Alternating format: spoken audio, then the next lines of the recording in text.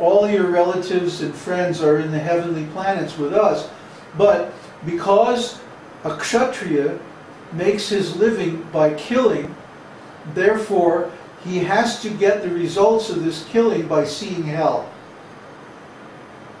And because you're a pious person and your pious karma is infinitely more than your impious karma, then you get the results of your impious actions first.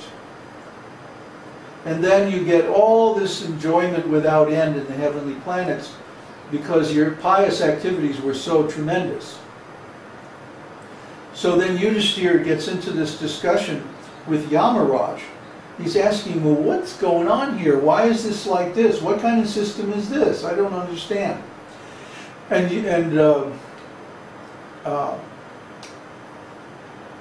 then Dharmaraj explains that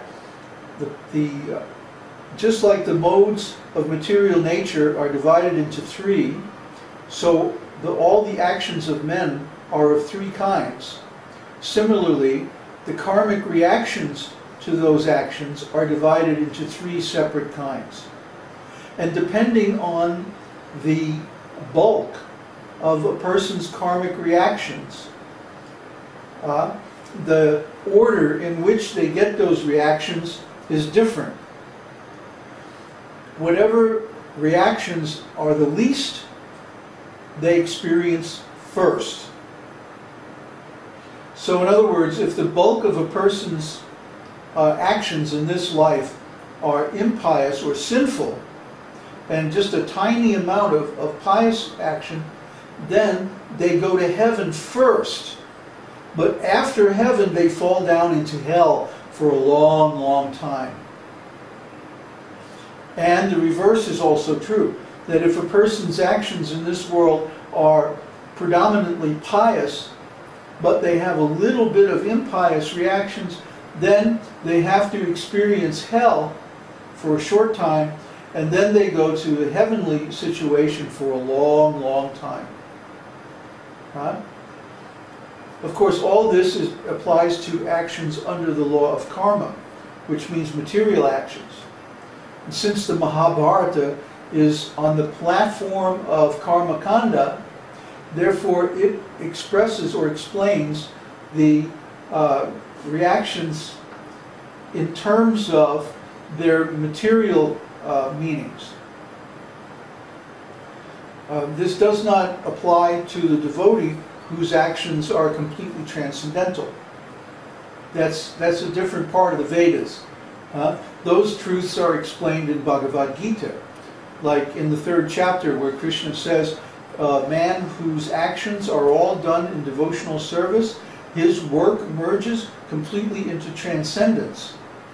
So transcendence is not involved with the material world at all, and there's no material reaction to transcendental activities. Unless, of course, you make a mistake and do something material by accident.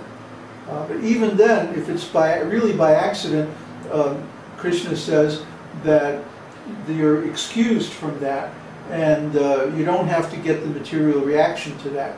You can still go to the spiritual world if you allow yourself to be purified. So Krishna purifies his devotees while they're in the material world. And then when they go to the spiritual world, they don't have to go through the heavenly planets or hellish planets or any of that. That's the 4th kind of action. The 4th kind of action is transcendental. It has no material reaction because it's not performed under the law of karma. It's eternal. And how is it eternal? Well, we have 9 processes of devotional service.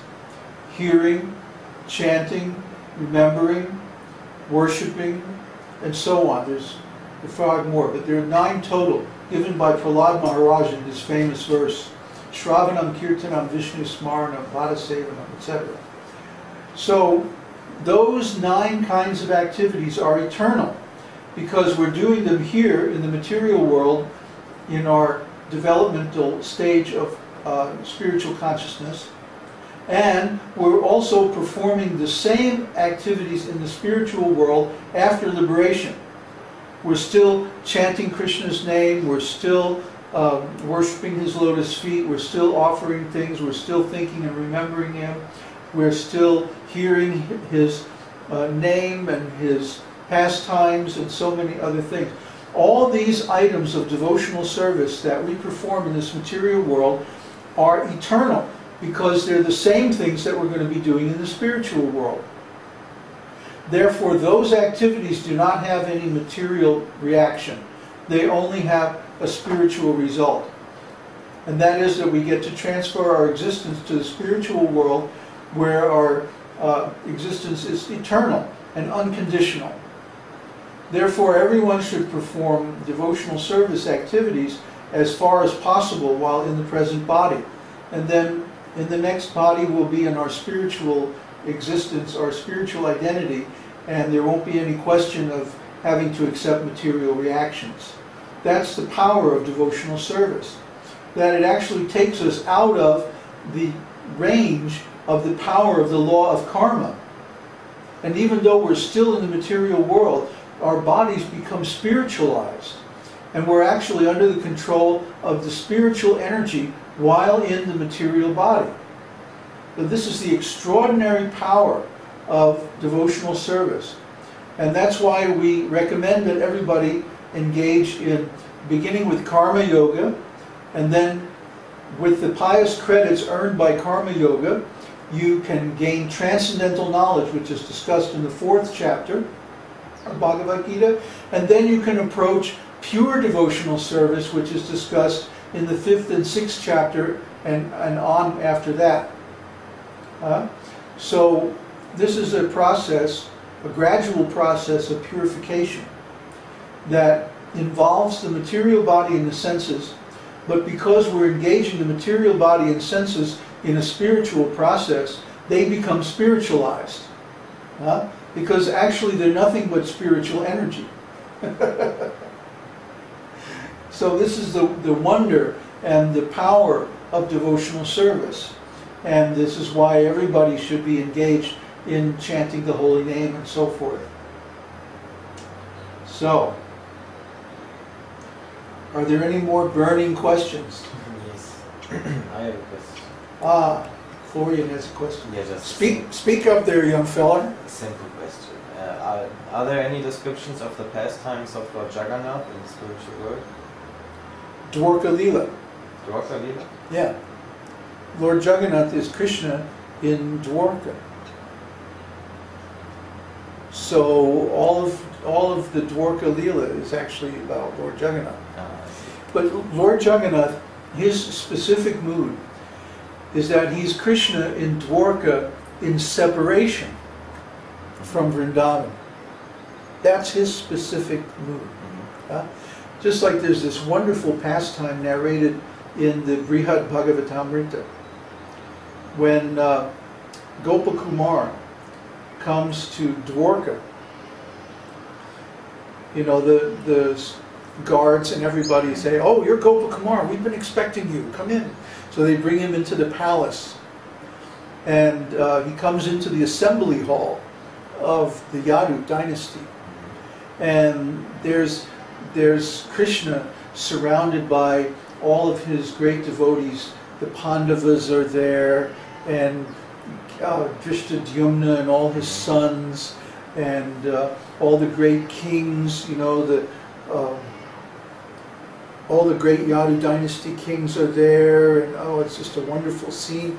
And Narada Muni and all the sages are there giving advice and so on. And it's this amazing scene, like right out of Mahabharata or something. And so Gopakumar is escorted in, and Krishna, when he sees Gopakumar dressed in Vrindavan clothing, he says, "Oh, come on up here, you know." And Gopakumar, I mean, he's still kind of freaked out because he was just in the Vaikuntha planets. And in Vaikuntha, you know, everything's very formal and very regulated and everything like this. So Krishna, when, you know, he's like paying his obeisances at the throne and, you know, being very humble. But Krishna, he gets up and he comes down from his throne and he embraces Gopakumar. And then he says in a trembling voice, "Can I see your flute?" And Gopakumar goes, "Sure." And he gives Krishna his flute. You know, as a cowherd boy, he's always carrying a flute. So Krishna takes the flute and he's like looking at it, you know, and he goes into this really like far away mood, you know, and then Krishna says, "Okay, the assembly is adjourned. Everybody go home. See you later." And he just kind of wanders off, glassy-eyed, you know, and everybody's going, "Oh, what's going on?"